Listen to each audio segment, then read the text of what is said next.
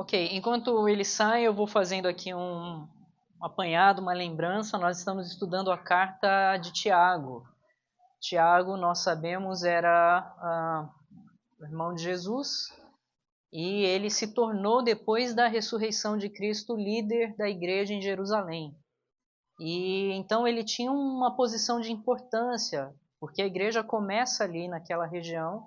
Então são os crentes que já têm alguma experiência quando ele escreve essa carta. Experiências boas, obviamente, mas também algumas experiências difíceis, porque a gente vê que é uma carta meio puxada, né? Ele puxa a orelha de muitas formas aqui. E isso mostra que a mesma igreja, no seu início, ela tinha os seus problemas, tinha suas deficiências, tinha os seus pecados. Nós estamos no momento em que fomos atingidos pela graça de Deus nesse processo de amadurecimento da fé. E nesse processo nós vamos lidando com muitos pecados, alguns que a gente nem conhecia.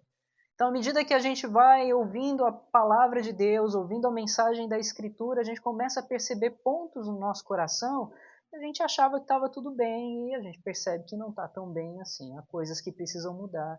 E talvez hoje a mensagem também se refira a coisas que a gente precisa mudar e repensar a forma como a gente lida com as nossas circunstâncias, as nossas expectativas, nossos sonhos, nosso olhar para o futuro. Tiago agora trata dessas coisas. Eu tenho dito aqui para vocês que este é como o evangelho no nível da rua. Tiago ele pega as gloriosas mensagens. ah, Alguns dizem, alguns estudiosos dizem que Tiago ele pega até a estrutura do Sermão do Monte e ele trabalha essa estrutura na sua carta. Parece realmente muito próximo. Eu não consigo afirmar isso com toda certeza, mas parece muito próximo daquilo que o Senhor Jesus ensina no Sermão do Monte. Então, Tiago ele tem essas informações e agora ele vai diluir essas informações no contexto da sua igreja. Semana passada nós falamos sobre o pensamento e às vezes o julgamento que temos uns para com os outros, às vezes julgamentos não muito bons, o nosso coração se vê ali em trevas quando a gente começa a julgar o outro de forma negativa. E quando a gente faz isso, há algo em nós. E o que há em nós? Há uma visão muito alta de nós mesmos. E essa visão muito alta de nós mesmos desemboca em outras coisas também. E o assunto que nós vamos tratar hoje fala disso de alguma forma. Ah, Vocês sabem, nós mandamos lá no grupo, né, falando sobre a autossoberania ou a própria soberania, né? Então, o que eu quero dizer é que existe para nós uma ilusão da nossa própria soberania, da nossa autossoberania. Eu lembro que alguns anos atrás, Clara era pequenininha ainda, ela chegou em casa dizendo para gente: "Não, amanhã eu tenho que ir com vestido de princesa na escola." Eu falei, mas ué, por quê? Não é nenhum dia especial, não tem nenhuma programação. Não, é porque a Ana lá na escola, ela falou que todo mundo tem que ir de princesa, não uma amiguinha do tamanho dela. Eu falei, poxa, essa é a princesa do playground, né? Essa domina tudo, essa tem realmente uma visão alta de si mesma, né? E parecia que se as meninas não fossem de princesa no outro dia, iam ficar de fora da brincadeira da tal Ana, né? Então, mais para a rainha, exatamente. A rainha do pedaço. Ah, assim, é claro, a gente riu com aquela ocasião em ver uma criança agindo daquela forma, mas assim, não é tão engraçado quando a gente vê pessoas adultas agindo dessa forma também, né? Então, a gente às vezes vê pessoas muito donas do pedaço, rei do pedaço e tudo mais, né? E se você não vê isso ou não pensa assim de alguém, talvez você possa encontrar alguma coisa no seu próprio coração. A tendência que o pecado cria em nós é a tendência do autocontrole, do domínio da nossa história, do domínio, não do autocontrole no sentido positivo, que é aquele que vem do próprio Espírito de Deus, mas no sentido de controlar as coisas, de controlar a minha história, controlar o meu destino, baseado nas minhas regras, no meu jeito, e controlar as reações, inclusive, das pessoas a mim. Então, o que o pecado faz é criar isso no nosso coração de forma que eu tenho colocado dessa maneira para vocês. Nós lutamos com uma construção de reinos. E a gente sempre tem lutado com isso. E a gente, quando é chamado por Deus, nós somos chamados para viver a experiência da construção do reino de Deus. Mas o pecado nos conduz a uma construção do reino do eu. E então existe essa luta interna entre nós. Por um lado, a gente quer construir o nosso próprio reino. Por outro lado, Deus nos chama a abandonar totalmente o nosso reino e nos submeter ao reino de Deus. Mas essa submissão parece que vem, às vezes, de uma forma bem vagarosa, porque a gente vai lutando e tendo que desmontar pedacinho por pedacinho daquele primeiro quebra-cabeça que a gente montou, para agora tentar encontrar o lugar certo das peças. Então eu quero convidar vocês para que abram as Bíblias em Tiago, se você tem uma Bíblia aí, Tiago capítulo 4, nós vamos do verso 13 ao verso 17. E eu vou ler aqui a versão revista e atualizada, mas você pode seguir na versão que você tiver. Tiago capítulo 4, verso 13 ao 17 diz assim: Atendei agora, vós que dizeis, hoje ou amanhã iremos para a cidade tal, e lá passaremos um ano, e negociaremos, e teremos lucros. Vós não sabeis o que sucederá amanhã. Que é a vossa vida? Sois apenas como neblina que aparece por um instante e logo se dissipa. Em vez disso, deveis dizer, se o Senhor quiser, não só viveremos, como também faremos isto ou aquilo. Agora, entretanto, vos jactais nas vossas arrogantes pretensões. Toda jactância semelhante a essa é maligna. Portanto, aquele que sabe que deve fazer o bem e não faz, nisso está pecando. Olha, tem muita coisa aqui. Eu quero destacar algumas delas. Mas a gente poderia gastar mais de um encontro aqui nessas palavras, né? A primeira coisa é que no verso 13 diz assim: Atendei agora, vós que dizeis, hoje ou amanhã iremos para a cidade tal, e lá passaremos um ano e negociaremos e teremos lucros. Veja, essas são palavras de autoconfiança. São palavras daqueles que acham que realmente têm controle sobre a sua própria vida, sobre a sua própria experiência. E aqui está o primeiro problema, a primeira ilusão, ou perigo talvez, da autossoberania. Ele me coloca no centro do meu mundo. Eu já falei, eu volto a repetir. O efeito do pecado, o DNA do pecado, está em voltar a minha atenção para mim mesmo. Essa foi a grande tentação de Eva, não foi? Existia um Deus, o Criador, ela conhecia, sabia que ele era Senhor sobre a sua vida, e a tentação era que ela poderia ser como Deus. Assumir um lugar de autoridade, então, sobre a sua própria vida, sobre a sua própria realidade. Essa foi a primeira tentação, e isso entra, então, no DNA de todo pecador. Veja, eu não estou falando de DNA em sentido físico, né, mas no sentido simbólico, analógico. Ele está dentro, no centro da nossa experiência como pecador. Nós queremos dominar a nossa própria história e a gente cria a ilusão de que a história, a nossa história de vida, está no controle das nossas mãos. E o efeito que isso faz é que a gente volta a atenção então para mim. É o que eu quero, é o meu jeito, é a minha forma, e você pode perceber de uma maneira simples, colocando isso diante dos seus olhos em todas as relações que você tem, todos os problemas que existem nas relações de alguma maneira envolve essa situação. Existe um centro ali de alguém querendo construir o seu próprio reino, ao invés de uma doação, ao invés de um amor de entrega, ao invés de humildade e força na bênção do outro, existe uma tentativa de construir para mim mesmo o que eu quero do meu jeito.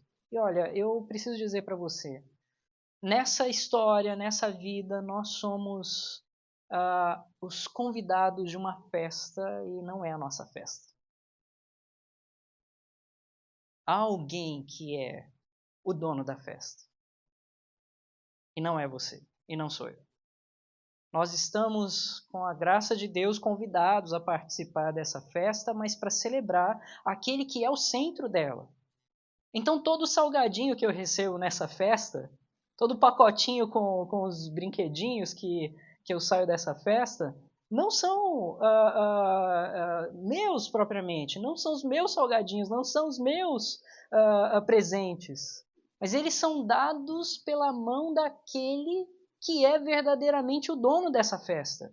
E a minha vida faz parte dessa celebração. E eu preciso entender que eu não sou o centro. Eu já vi festas de criança que às vezes chegava uma criança que assim achava que era o dono da festa. E aí até tornava um pouco opaca o verdadeiro aniversariante, não é? Que estava lá fazendo festa e tal, e era o grande centro. E a festa era de outro.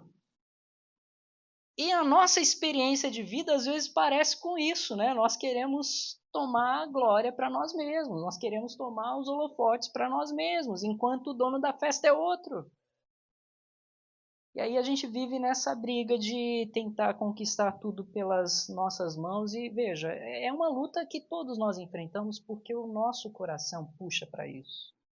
Uma vez que nós nascemos ainda com pecado, embora hoje nós estejamos livres da força do pecado, se você está em Cristo, aquela cultura de pecado que tomou tanto tempo no seu coração, ela ainda continua te puxando para trás. E ela ainda continua te puxando a essa construção do que eu tenho chamado aqui, da construção do reino do eu. Então a gente vive a nossa vida a ponto de dizer com essa autoconfiança muito segura, né? Eu vou fazer isso, eu vou fazer aquilo, eu vou fazer aquilo outro. E eu quero te lembrar novamente, a festa não é sua. Isso é particularmente tocante para nós. E veja, eu não estou ofendendo ninguém, nem estou pensando em alguma experiência em particular, mas eu estou dizendo que talvez seja uma experiência comum a todos nós. A gente mudou de país. E a gente mudou por algum motivo. Entende? Há muitos motivos, cada um pode levantar os seus. Mas talvez, em alguma dessas mudanças aí, o seu coração esteve muito autoconfiante. Não, eu vou lá, eu vou fazer isso, eu vou lucrar, eu vou fazer aquilo. Eu vou ficar um ano e vou ganhar muito dinheiro. Não é? E talvez tenha sido essa a impulsão inicial da tua mudança. E veja, eu estou dizendo que a palavra de Deus desafia então os nossos pensamentos. É claro que Deus não está brincando com a gente, o fato dele ter trazido a gente para cá, permitido a nossa vinda de alguma forma, ter nos conectado aqui, tudo isso tem propósito nas suas mãos. Mas também tem propósito porque Deus ajeita muito com seu amor e cuidado as nossas bobagens. E Ele vai ajustando e vai cuidando, e mesmo no meio de todas as bobagens que a gente pratica no meio da nossa jornada, Deus vai no seu amor colocando as peças no lugar com seu cuidado. E vai nos ensinando e nos educando. E Ele permite que a gente erre, sim, para que a gente conheça então o nosso pecado, para que a gente se humilhe diante dele, para que a gente reconheça que precisa mais do Senhor e tudo mais. Então, existe uma ilusão inicial do auto-engano que é me colocar no centro do universo. Eu vou caminhar mais rapidamente porque eu falei que tem muita coisa, né? Ainda no verso 3 eu quero ler de novo, diz assim: Atendei agora vós que dizeis, hoje ou amanhã iremos para a cidade tal, e lá passaremos um ano e negociaremos e teremos lucro. E aqui está o segundo perigo, então, da autossoberania. Ela é sutilmente impulsionada pelos propósitos e prazeres da conquista e do lucro material. A autossoberania, ela é sutilmente impulsionada pela tentativa de alcançar os lucros e os prazeres dessa vida acima de todas as coisas. E veja, eu repito e repito de novo e vou repetir sempre. Não há nada de errado naquilo que Deus nos dá Não há nada de errado em você conquistar as coisas ou mirar a algumas conquistas, não há nada de errado nisso. O que há de errado é quando essas coisas tomam o seu coração, quando essas coisas te dominam e elas se tornam maiores do que aquilo que deveria ser maior do que elas. Então veja, a Bíblia nunca proíbe que você faça planos, que você programe, que você mire certos lucros, mas a Bíblia proíbe quando isso se torna o centro do seu coração. Quando isso se torna a sua idolatria, o seu próprio Deus. O nosso Senhor disse, não dá para servir dois senhores. Não dá para servir a Deus e ao dinheiro. Não dá. Ou você serve um e o agrada e desagrada o outro, porque dois não dá. Ou você serve um ou outro. E esse impulso da autossoberania, ele te inclina a você pensar que você precisa alcançar tudo que você pode alcançar no aqui e agora. Hoje eu fui na feira de carros lá em Vancouver, na Vancouver Convention Center, né? Muito legal a feira. E foi um tempo legal, bom, né? Mas eu me vi lá calculando quanto tempo de trabalho eu gastaria para comprar um carro daquele lá. Era impossível, né? E eu falei, não dá nem para me sentir tentado a isso, porque o óleo não cabe, né? Mas, assim, eu vi as pessoas ali, e eu não sei se você foi, mas tem uns iPads, assim, do lado dos carros, você já podia comprar o carro ali no iPad. Então você escolhe o modelo, escolhe a cor, você podia comprar ali, clicar ali. Então, agora alguns podem visitar a feira, né? Essa é a minha situação. Mas, ali, por um lado, há, é claro, a beleza de você ver como a tecnologia avançou, como tem coisas novas. Eu vi o tanque, né, da Tesla lá, eu vi o robô, né? Então, assim, tem muita coisa legal para ver o quanto foi avançado, né? E os carros ali cheios de painéis, coisa linda de ver. Mas, ao mesmo tempo, existe todo um ar assim de tentação em torno daquilo, né? Todo um ar de chamar atenção, de buscar os olhos, né? Ali as pessoas atendendo já vêm te falar de todas as coisas e os detalhes do carro e tudo mais, e que não, dá para pagar, olha, você pode pagar assim, assim. Né? Então, existe toda uma tentação em torno da situação ali. E, de fato, há pessoas que vão se inclinando a isso e vão se tornando cada vez mais obcecadas por isso. Sabe, talvez não seja um carro para você. Talvez seja uma conquista pessoal, algum aparelho que seja, não sei, não sei. Mas se isso tem dominado o seu coração, se torna algo muito perigoso. E se torna contrário daquilo que Deus tem proposto para nós. O que Deus tem proposto para nós é exatamente pensar na vida de uma forma muito mais ampla do que os limites que nós estabelecemos para o nosso próprio reino. Lembra do que o Senhor Jesus falou sobre aquele homem que juntou tanto que ele olha ali e ele fala, nossa, eu tenho tanto, eu vou ter que montar celeiros aqui. E quer saber, eu vou fazer isso, vou montar celeiro ali, vou montar celeiro aí vou relaxar, descansar o meu coração, porque eu tenho muito em abundância. E aí o Senhor Jesus diz, louco, ainda hoje será tirada a sua vida. Que controle ele tinha? E às vezes a gente fica nessa busca. Veja, eu quero dizer o seguinte, essa vida, ela é uma vida de investimento. Mas não é uma vida de investimento na sua aposentadoria. Ou pode ser, talvez, para você, mas é uma vida de investimento para a eternidade. Ou você investe a sua energia numa aposentadoria agora, e talvez perca tudo para a eternidade. Ou você investe para a eternidade, talvez perca tudo agora. Mas compara a eternidade com o pouco tempo que você tem. E o que seria mais sábio fazer? Mas tem gente que vai investir tudo agora para a aposentadoria. E aí vai chegar um e o outro vai falar assim, não, mas você tem que cuidar. E parece até que aquele que não está muito preocupado com isso é assim, é um tolo, é um descuidado.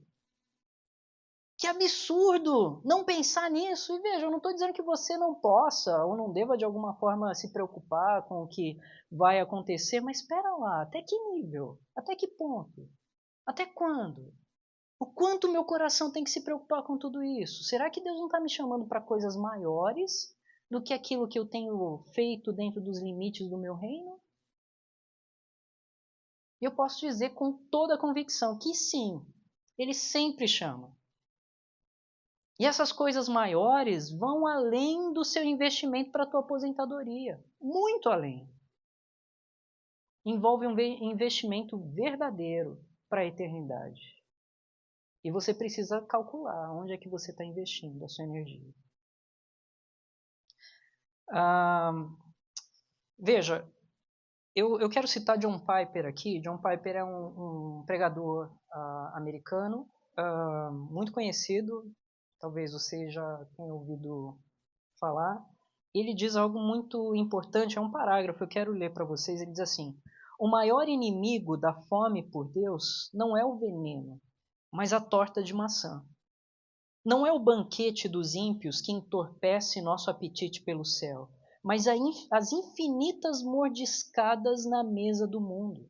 Não é o vídeo para maiores, mas os programas do horário nobre que com trivialidade engolimos todas as noites. Entre todos os males que Satanás pode fazer, quando Deus descreve o que nos impede de desfrutar da mesa do banquete do seu amor, se trata somente de um pedaço de alguma coisa dessa terra. O maior adversário do amor de Deus não é o inimigo dele, mas seus presentes. Os apetites mais mortíferos não são o veneno do mal, mas os simples prazeres da terra. E enquanto essas coisas vão substituindo o apetite por Deus, a idolatria dificilmente se torna reconhecível e, por causa disso, se torna incurável. Deu para perceber isso? Não são aquelas coisas que são obviamente erradas que vão dominar o seu coração. Mas são aquelas coisas que você vai acalmando no seu coração e vai tratando como seu pet de estimação. E essas coisas é que têm o potencial para se tornar a idolatria do seu coração e de fato incurável para você. Isso é muito sério.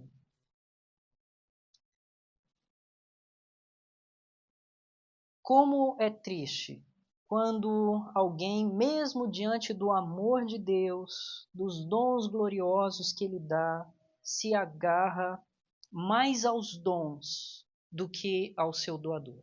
Mais aos presentes do que aquele que dá o presente. Veja, se você dá um presente para o seu filho, como um sinal do teu amor, você pode fazer isso e muitas vezes deve fazer. Mas você não espera que o seu filho ame mais o presente do que você espera. Você não espera que, dando o presente para o seu filho, ele se agarre e te abandone completamente por causa daquele presente. O que você espera é que ele reconheça que você o ama, que você tem carinho por ele, que você entrega alguma coisa que dá a ele alegria, porque você quer ver o sorriso dele, mas quer que a relação entre você e ele se fortaleça. E o que Deus faz conosco é nos encher com os presentes da sua graça. Quantas coisas você pode contar essa semana que foram bênção do Senhor? Quantas bênçãos a gente pode contar? A gente está aqui, tem um bolinho delicioso. A gente tem a amizade, o olhar, o cuidado do Senhor que nos trouxe aqui. A gente tem toda semana para a gente levantar em adoração, todos presentes da graça de Deus. E o que o Senhor quer com isso? Que a gente se foque no presente? Ou que a gente olhe para aquele que doou o presente e reconheça o seu amor? O que acontece muitas vezes é que a gente olha para o presente e se firma nele. E foca a nossa atenção no presente. E abandona o nosso Criador. abandona a nossa relação com Ele, abandona o louvor a Ele, abandona a gratidão. E ainda cria no seu coração a falsa expectativa de que você é muito grato, de que você vive diante dele, de que você o ama, de que você o adora. Bom, o verso 14 diz assim: vós não sabeis o que sucederá amanhã. E aqui a terceira coisa, o terceiro perigo da autossoberania, é que ela nega o mistério. E o que eu quero dizer com isso? Ninguém nesse lugar pode saber o que vai acontecer daqui a um ano. Na verdade, ninguém pode saber o que vai acontecer amanhã. E ninguém pode saber o que vai acontecer daqui a 10 minutos. Você não tem controle sobre essas coisas. Mas a gente, porque as coisas acontecem com uma certa normalidade, começa a criar a autoilusão de que a gente tem controle. E de que a gente pode fazer as coisas diante da nossa programação. E então eu vou fazer isso, vou fazer aquilo outro, e veja, novamente, eu não estou dizendo que você não possa se programar. Mas você não pode pensar que a sua vida tem tanto controle das suas mãos que ela vai acontecer exatamente como você quer que ela aconteça. Não vai. E Deus, vez ou outra, porque Ele te ama e porque Ele me ama, Ele vai bagunçar a minha agenda. Ele vai colocar o dedo lá e vai riscar tudo. Sabe, quando você fala assim, então, amanhã de manhã, amor, eu vou jogar bola com os amigos. Aí Deus usa a sua esposa para mudar os seus planos. Eu tô brincando. Mas Deus muda. Deus muda os planos. E nem sempre é do jeito que você quer. Nem sempre é da forma como você planejou. E quando a gente tem essa visão de autocontrole, de autossoberania, o que acontece quando os planos são mudados? Desespero, depressão, angústia, não é? Sofrimento, sofrimento sem fim. Por quê? Porque não está conforme os meus planos. E aí Deus bagunça tudo para falar para você, não, você precisa aprender a depender de mim. E de mim somente. Não é conforme a sua regra, não é conforme o seu jogo e não é conforme a sua agenda. É conforme a minha regra, é conforme o meu jogo, é conforme a minha agenda. E eu faço isso porque eu te amo, porque você não sabe muito fazer o que é certo com a tua vida, não. E Deus, ele mostra, então, no seu amor, através dessas mudanças, como Ele tem controle sobre as coisas, e não você. Vamos ser honestos. Quantas vezes você se desesperou porque a sua agenda mudou? Quantas vezes, ao invés de correr para o Senhor e dizer, Senhor, eu não sei o que está acontecendo, mas eu vou descansar nas tuas mãos, porque o Senhor cuida dos seus. Ao invés de fazer isso, você vai para o desespero e liga para um, e liga para outro, e corre ali, tenta ajustar daquele jeito, daquele outro, porque no final das contas eu tenho controle sobre as coisas, ou eu quero ter o controle sobre as coisas. E Deus bagunça ainda mais, e bagunça ainda mais, para dizer no final, calma, relaxa aí, meu, fica na boa, eu estou cuidando. Aprende a descansar em mim. A fé não é a certeza daquelas coisas que não se veem? A gente não vê. Eu não sei. Mas Deus está cuidando. E mesmo quando eu não vejo, eu preciso, pela fé, descansar naquilo que o Senhor diz. Ele cuida de mim. Não foi? Ele está comigo todos os dias, até a consumação dos tempos. Todos os dias. E eu preciso confiar nisso e descansar nisso. E a nossa vida muda quando essas coisas acontecem. Quando a gente tira, então, o autocontrole da nossa experiência e começa a abrir esse controle e deixar nas mãos de quem deve realmente conduzir, as coisas vão mudando. E o seu coração vai mudando também.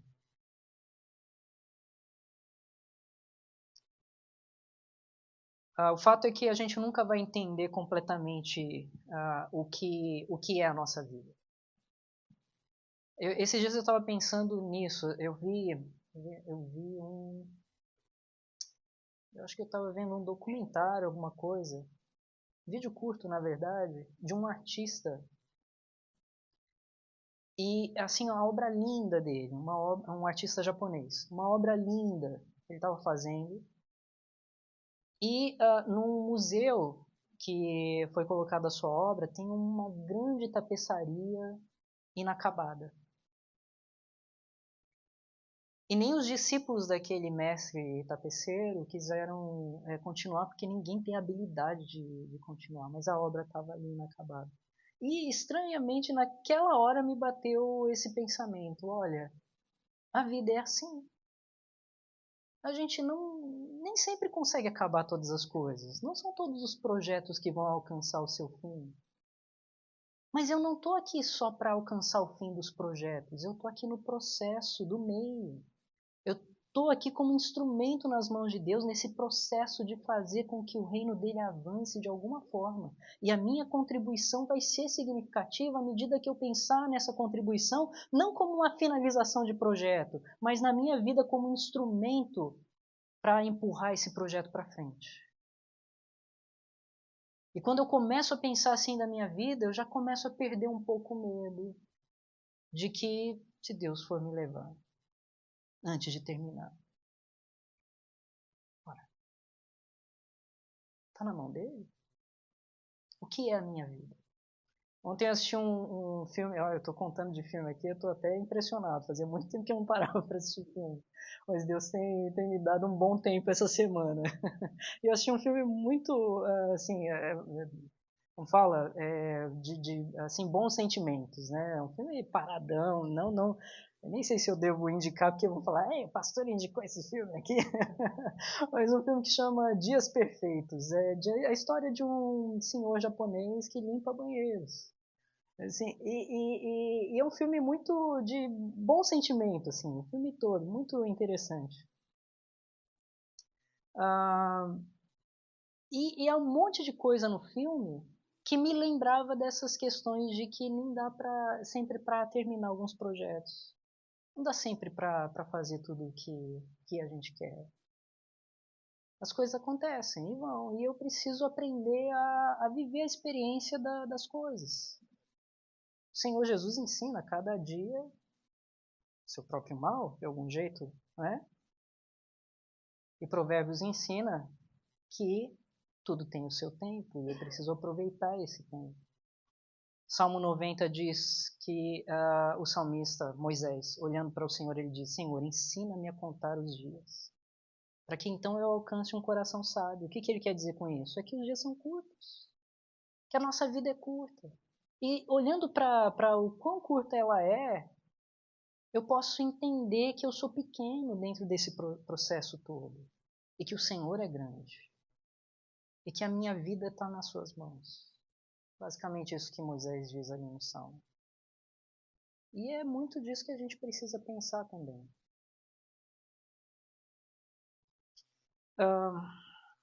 Verso 15 diz assim: em vez disso, devias dizer: se o Senhor quiser, não só viveremos, como também faremos isto ou aquilo. Então há uma. Eu quero voltar aqui no verso 14, na verdade. Que é a vossa vida? Sois apenas como neblina que aparece por um instante e logo se dissipa. Eu não quero pular esses trechos. O que é a nossa vida? É apenas como uma neblina que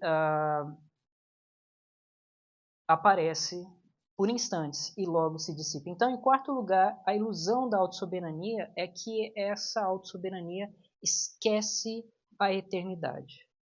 Eu já falei um pouco disso, mas o que a autossoberania faz é que a gente começa a pensar que tudo que importa é o aqui e agora. A gente esquece a pequenez da nossa vida. A gente esquece a limitação que nós temos. E tudo que a gente quer, então, é conquistar, no pouco tempo que a gente tem, o máximo que eu posso. E é um grande problema com isso. Porque à medida que o meu coração se volta para isso, eu começo a abrir... Veja, santidade não importa mais. Importa. Se eu perco a visão da eternidade, santidade não importa mais. Se eu perco a visão da eternidade, investimento para a eternidade não importa mais. O que importa é o aqui e agora. Se eu perco a visão da eternidade, por que eu vou viver essa experiência de igreja, de isso, de aquilo? Por quê? Isso não importa mais. Ou se importa, importa por outros motivos que não são os motivos que o Senhor coloca para nós. E aí eu vou tentando criar significado para as coisas ao meu redor, para que elas tenham algum valor nesse tempo que eu tenho. Porque se eu perco a visão da eternidade, o que eu preciso é do aqui e agora. Lembra que esse foi o argumento de Paulo quando ele fala da ressurreição? E ele fala, olha, tem gente aí dizendo que não existe ressurreição, que não vai existir ressurreição. Se não existe ressurreição, então Jesus não ressuscitou. E se Jesus não ressuscitou, é vã a nossa fé. Não vale de nada. Você não tem nenhuma esperança. Porque se a vida se resume ao aqui e agora, então coma, beba, se embriague, faça o que você tem que fazer. Porque é tudo o que temos. Mas essa não é verdade, é o que Paulo diz. Ele diz, de fato, Cristo ressuscitou. E ele dá a garantia de que isso vai acontecer conosco também. Ele fala da eternidade. E não uma eternidade etérea, simplesmente. Ele fala da eternidade da ressurreição. Da fisicalidade da eternidade.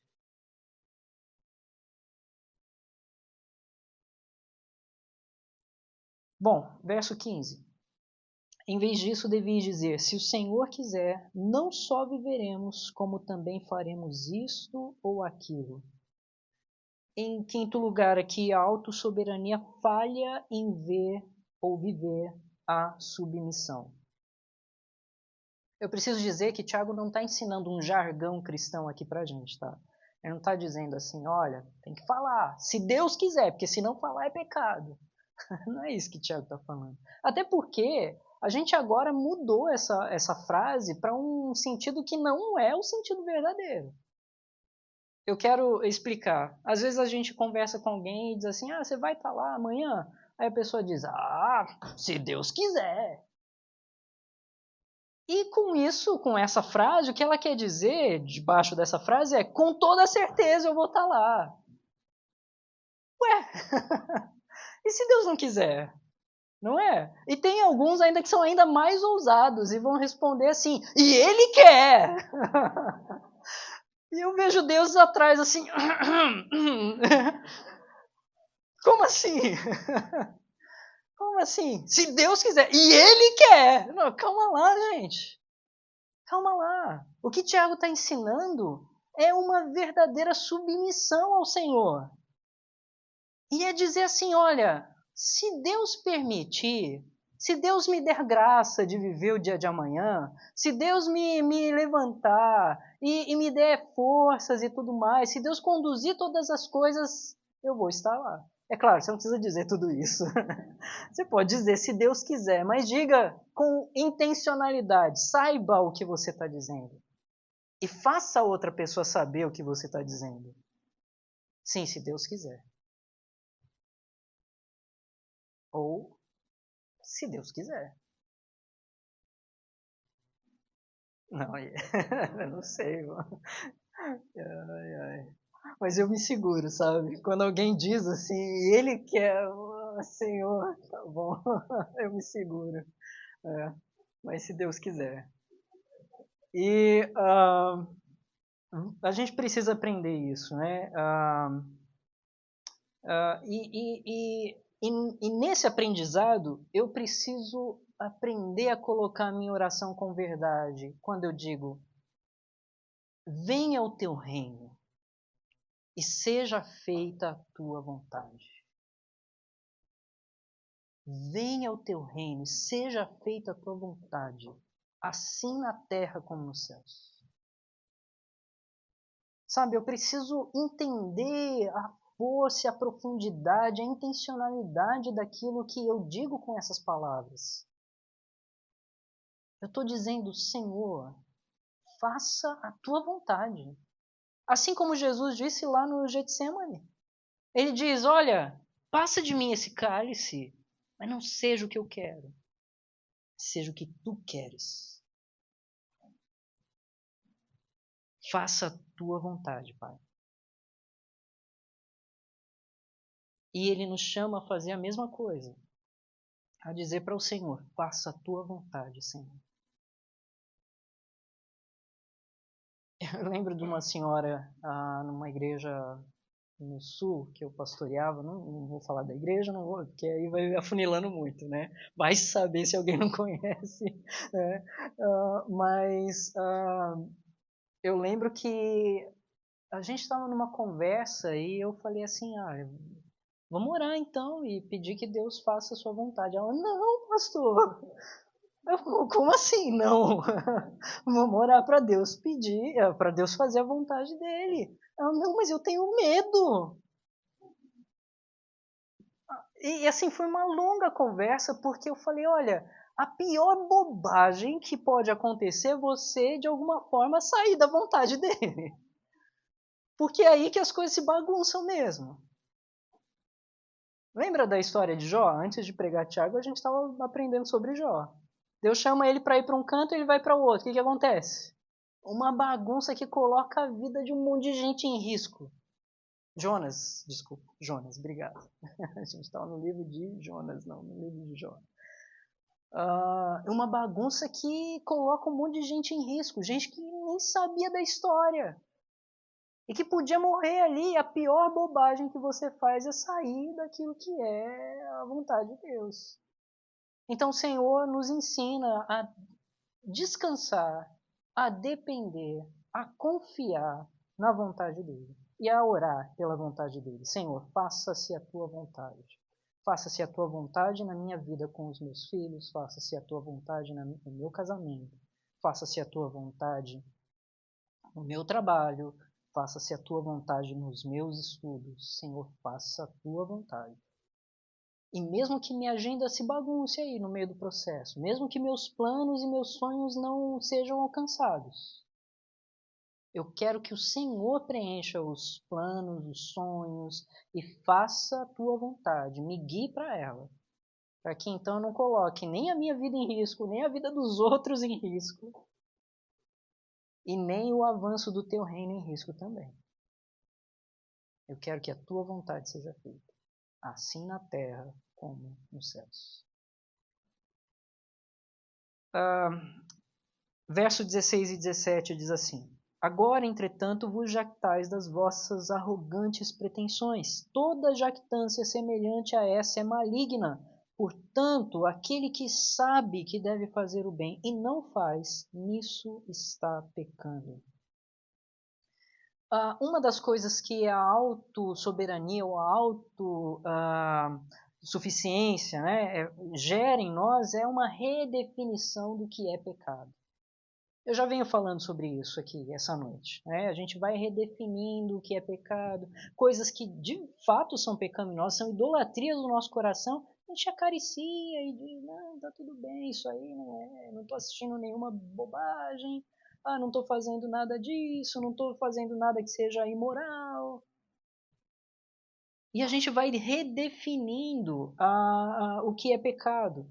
E agora ele aponta para algo aqui que junta coisas que nós vimos nas outras semanas, ele completa com essa frase quando ele diz: portanto, aquele que sabe que deve fazer o bem e não faz, nisso está pecando. Olha só que loucura. Talvez você não tenha pensado nisso, mas ele está dizendo: olha, não é só fazer o mal que é pecado, ou que pode ser pecado. É quando você deixa de fazer o bem. Você sabe o que deve fazer. Você sabe qual é a instrução da palavra. Você sabe como você deve se relacionar com o outro. Você sabe como você deve se relacionar com Deus. Você sabe como você deve se relacionar com as coisas que Deus te deu. Mas ainda que sabendo, não faz, você está pecando contra o Senhor. Você sabe que Deus te chamou para uma comunhão com o povo dele. Você sabe que Deus te chamou como instrumento de proclamação do Evangelho. De alguma forma, de alguma maneira. Você sabe que Deus te chamou para ser o sal da terra e a luz do mundo. Em todo lugar. Você sabe que Deus te chamou e colocou na sua carteirinha de identidade que você é um filho amado de Deus e que agora a sua identidade é o amor do Senhor. Para Ele e para as outras pessoas. Você sabe. Mas ainda sabendo, você não faz, não age assim. O fato de não fazer te faz pecador.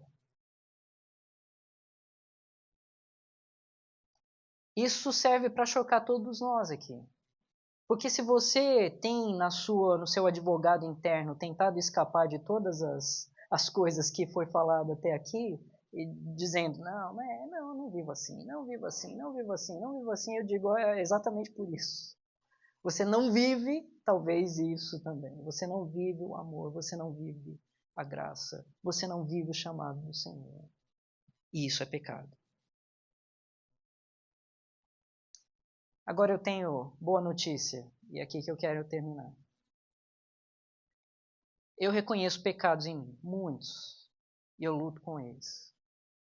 Talvez você tenha reconhecido alguns em você também, e eu espero que você lute com eles, para a glória do Senhor, para o bem do seu povo. Mas eu descanso no fato de que há um Salvador para mim. E ele cumpriu tudo aquilo que eu não podia cumprir.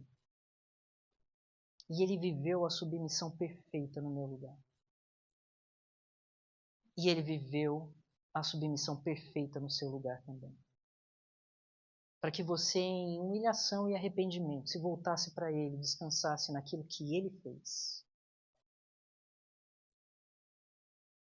E colocasse a sua fé nele, de forma que esse seja o melhor investimento que você faz em toda a sua história. Esse é o teu investimento para a eternidade. É o descansar nele. É o confiar nele. É amar a ele acima de todas as coisas. E fazendo isso, então, ter um coração em paz, porque as tuas cargas estão nas costas dele. E nessa paz, ele pode mudar a sua agenda. Ele pode te conduzir para A, para B, para C, não importa. Mas que ele faça a vontade dele na minha vida, na sua vida também.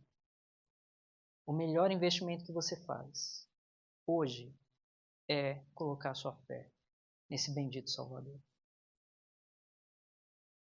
Então, se você ainda não fez isso de algum jeito, se você ainda não declarou para o seu próprio coração ou diante do Senhor,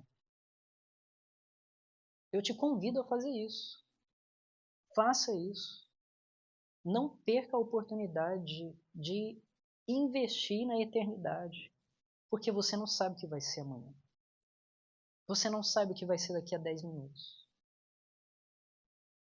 Então, pensando nisso, não faça bobagem de colocar o teu investimento no lugar errado. Coloque sua fé no Senhor. Descanse no Senhor. Confia nele. E o mais ele fará. Vamos orar.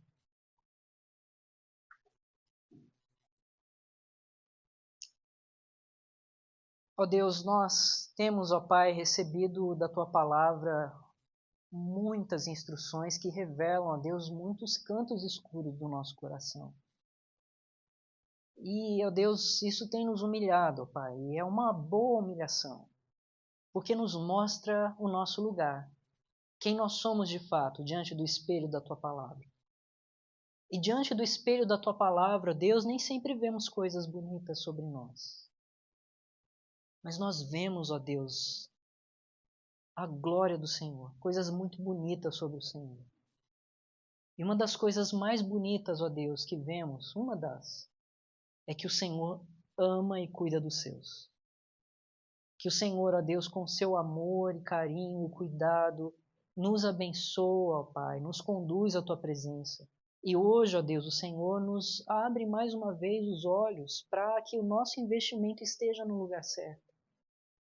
E, ó Deus, isso tudo é fruto da Tua bondade, é fruto do Teu amor, é fruto desse Evangelho que nos chama para novos recomeços e que nos dá mais uma chance,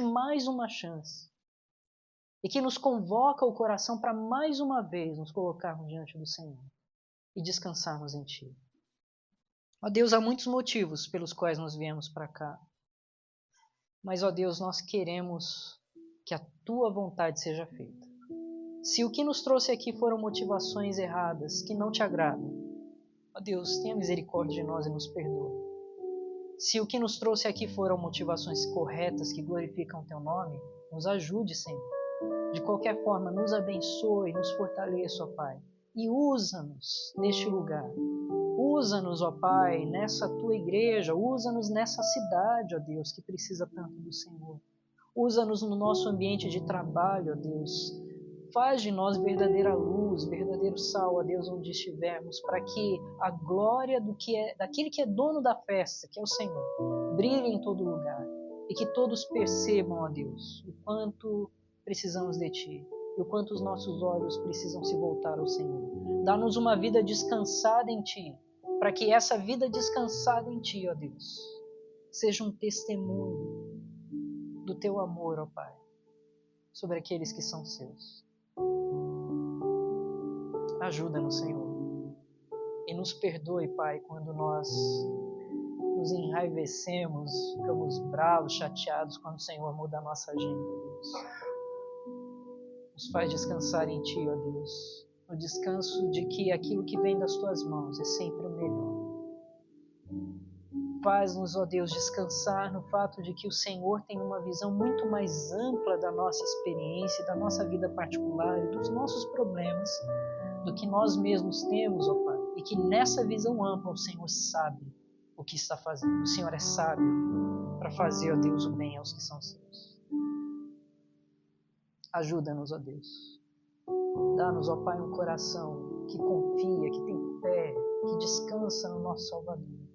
E que esse descanso, ó Deus, não tome só o aspecto da nossa salvação em termos do nosso pecado, mas tome, ó Deus, todas as áreas da nossa vida em termos do nosso verdadeiro descanso em Ti.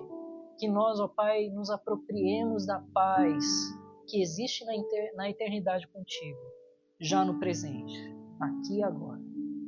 Então, ó Deus, se há alguém essa noite, Pai, que o Senhor tem tocado para voltar a Cristo Jesus, o seu coração, ó Deus, receba, ó Pai, esse coração no Teu altar, ó Pai, receba esse coração, ó Deus. E faz, ó Deus, Teus filhos e filhas, ó Pai, no Senhor. E dá-lhes, ó Deus, a bênção de ter o Senhor como verdadeiro Pai. Dá-lhes a bênção, ó Deus, de ter o descanso verdadeiro no nosso Salvador e Rei, o Senhor Jesus. Dá-lhes a bênção, ó Deus, de receber do Teu Espírito purificador, do Teu Espírito santificador, do Teu Espírito, ó Deus, que enche o nosso coração das lembranças e promessas do Senhor. Dá-lhes a bênção, ó Deus, de viver essa experiência já, para a glória do Teu nome, para o bem do Teu povo e para o avanço do Teu reino nessa história. Nós oramos, ó Deus, pedindo assim em nome do Teu Filho amado Jesus, nosso bendito Salvador e Rei. Amém. Amém. Quero convidar a equipe de cânticos. Eu convido vocês a se colocarem em pé, para que a gente ouve o Senhor.